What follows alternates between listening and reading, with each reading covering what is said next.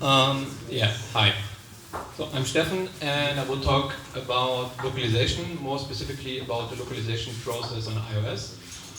I will start with a brief introduction how localization currently works, some problems that we saw, possible solutions, and in the end I will also talk about what we've developed at Atlanga. Who knows already how localization is done on iOS? Yeah, I guess most people, so I will make the introduction short. Anyways, I've also talked to some people already that don't know, so the first thing that you need to do when you want to localize an iOS app, you need to prepare it for localization. This typically means you enable base internationalization in your project settings. What this does is it's creating a base folder and it's creating language folders for every language that you add later on. You see here with this plus button, then you can just add more languages. What this also does is telling your app to load strings from your storyboard and zip files out of string files in the language folders. String files are basically key value coded text files. One thing that you also need to do is pressing this localize button and choose string files here, so you know, so the storyboard know that it should load string files. To localize your code, you put all your strings in a file called localizable.strings. Also hit localize to move the file into the language folder, so you have one string file per language folder. And in your code, you use a method called NSLocalizeString to get the strings by an ID. There's also different versions, so this one is one that also takes a description and a default value. That's actually the basic preparation, and then for the localization process, we typically see 5 steps. So the first one is the extraction. So if you've prepared your app, you're typically presented with, if you have a lot of zip files or many storyboards, you're presented with several string files that you somehow need to get to your translators. This can happen in a lot of different ways, so you can either send them by mail. In some companies they're converted to Excel or Google Sheets. Also Xcode provides an option to export them in an XML format called XLIF. That's a standardized translation exchange format. There's also some third-party tools, command line tools that enable to pull and push translations into translation management systems from localization companies typically. The reason, like they're pretty nice, but you typically need to order translation back from these companies. Is there anyone here who's using something like this? Which ones? Loco, I think it was called. Okay. Phrase is also pretty common use. It's also it's a very nice thing, but you're kind of forced to use their toolchain. No matter which process you choose, it's always a quite manual process, and it's done in a phase of the app development that is already quite stressful because the app development, the release is coming close, so things need to move quick.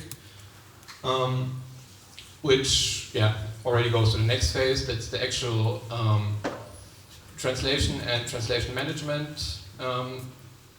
When you send everything out, the translators are typically presented with a lot of very short strings. They don't have much context for them, and they also don't get much time to translate them, which typically leads to either bad quality or requests for more context. So you need to give some descriptions what the strings actually mean, maybe a screenshot, maybe test builds. It also depends if you localize in-house or use an external company, so there's a lot of different different requests actually, but all in all, without context, app localization is most of the times pretty bad. When everything is done, you get your strings back. You have the same problems as in the extraction phase. So you either need to convert file formats, you might have bugs with that. Also, strings might be missing, strings might be too short, too long. There's a very wide range of errors that can happen here. So you definitely should have some testing and QA phase afterwards. Also, you need to send strings out again, and since this is a process of several days. Also, new strings might be added, and you have new requests. And then we are also already in the release phase. Releasing an app, as you know, can take several days to weeks. Typically, also the development continues, or at least new features are planned, and then when the app is out, users might encounter bad translations, wrong translated words, and then you're forced to do localization updates again, which is all in all very disruptive in your development process. So yeah, it's annoying. And the last step, it's just the lifecycle management before the release, is after the release. So new features are planned, and for every new feature, you're basically going back to square one. So you need to extract, you need to manage, you need to integrate, test, release, and it's repeating the whole time. So yeah, as I said, it's quite manual, and I also already announced it in the title of the talk. Do you have an idea how this can be fixed? Yeah, for us it's automation, so we try to automate as many of the processes as possible. So you can try to get the strings out automatically, send them automatically to the translators or to the translation management systems, also automatically retrieve the strings. Also, it would be good to have some way to automate the context generation, so maybe automatically generate screenshots, automatically send them to the translators, would be all very nice. And also for the translators, would be pretty cool if they wouldn't need to translate strings that they get all the time all over again. So yeah, a lot of room for automation. So as I said, there's command line tools, and what you can do with them is either put them into the compile time of your app. So you could have a pre-build step that automatically sorry, it was a bit fast. That automatically uploads all your string files to translation management systems. Also, some companies roll out their own tool chains, write some own scripts. It's all very nice and can be done. Also, the automatically download is doable. Also, if you have some continuous integration system, you can also put them into commit time. So whenever there's a new commit, the system checks for new translations and also uploads the string files if there's any update to them. That's all very good, but comes with a set of problems by themselves. If you write your own scripts, they might be buggy, so you need to have some developers that maintain them, that test them. Also, you're still bound to the step that you need to wait for the translators. You need to know when they're actually done with their translations before you can do an App Store update. Also, everything needs to be tested. And you still need context. For context, there are some, maybe in the last 2 years, Fastlane is now used in many companies. It's some way to automatically do screenshots, also automatically upload to them to some system. Still, it's pretty hard for the translator to know which screenshot belongs to which text, and that's more or less we developed Balanga. We took a different approach and actually choose an SDK for the localization. The SDK automatically finds all text when you start the app, uploads them to our translation management system, with the difference that we don't, we also offer translation, but it's not our main thing. You can also translate it yourself or use your in-house translators. It's also automatically downloading all the text on App Start, so everything happens at runtime and everything is always in sync, so there's no manual processes needed.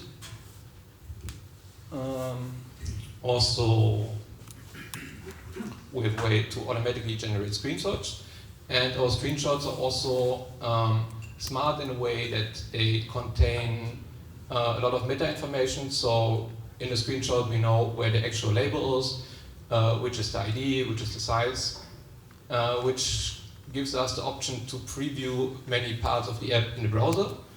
It would look like this, for example. So this would be an app screenshot. You can hover over everything, you can edit everything, and this is here, like the string can be in 2 states, which is a preview state and a live state. You can preview the previous state in the app. That's another feature of the SDK. So you can preview, and if everything is done, you can push it to your users. Yeah, with the press of a button actually. Maybe what I skipped for the screenshots actually, they are half automatic in a way. So you kind of similar to Fastlane, you integrate them into your UI test. So you still need to go to your app, but that's something many people do anyways. Also, we have a more manual way that there's also a special gesture that you can do if you just have manual tests in your company. Then they can be executed with a gesture. Still, they upload all the meta information that you don't get with other tools. You also don't need to wait for App Store updates because translations can be updated all the time. Also, fixes can be done instantly. Not so interesting for most people here, but we also support Android Unity and an API for more automation purposes, which actually the whole purpose is to take the translation out of the developer's hand and put it into product manager, or localization manager hands. So developers are mostly free. Save a lot of time and make great apps. Thanks.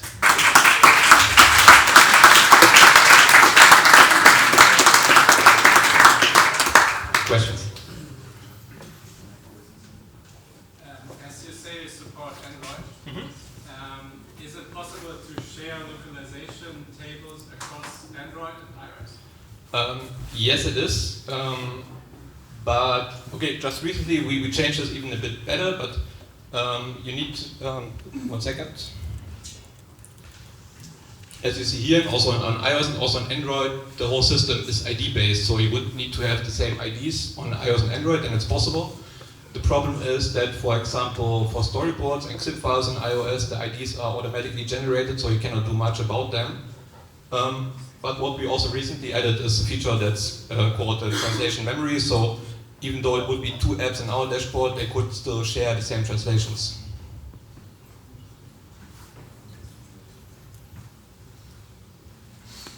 Do you have support for Arabic languages?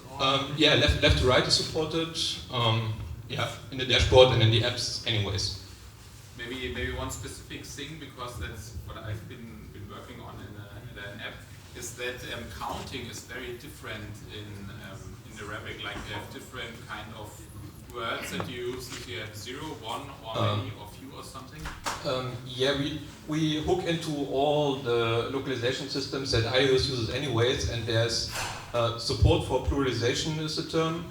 We also have support on it on the dashboard, so every language, there's so many different pluralization rules. We support all of them. Also, we try to simplify the method calls on iOS because it's possible to get a localized pluralized string on iOS, but it's a very complicated call actually. So we added some utility methods to just kind of give me the string with this number, and then it automatically does the pluralization and takes the pluralized string out of the dashboard. So you said that the system is ID based. Yeah. So if I don't have storyboards. Also in your code. Okay, sorry. Yeah, if I don't have storyboards or it sits, what do I do? Like there is a method on iOS that's called localized string. It's somewhere very in the beginning. Yeah. So in your code, you put all your strings in a file called localizable.strings, and then when you call localized string with this ID, you automatically get the localization out of this file. And if you use our solution, then it would take the string from our dashboard. So we just intercept this kind of. Your SDK is Objective-C or Swift, or? It's Objective-C, but it also works with Swift, where we have many customers that use Swift with bridging header and stuff. We also think about doing a pure Swift implementation, but not sure yet if it's worth it. You said that you extract the strings at runtime. So when exactly do you do that? An app start for the whole app, or just per view? No, on app start for the whole app. But only like the extraction only happens when the device is connected to the debugger, or like we have this draft mode where you can preview the strings from the dashboard. You can enter with a special gesture, and either in this mode or when the app is connected to the debugger, so in the development phase. Okay, so don't do it in a production environment then? Not the uploading, but the downloading. Okay. But only if there's new stuff. And so you hook like into the UI kits and Yeah. reviews and then. Yeah. If I'm doing A/B testing, Mm-hmm. how does this work with A/B testing?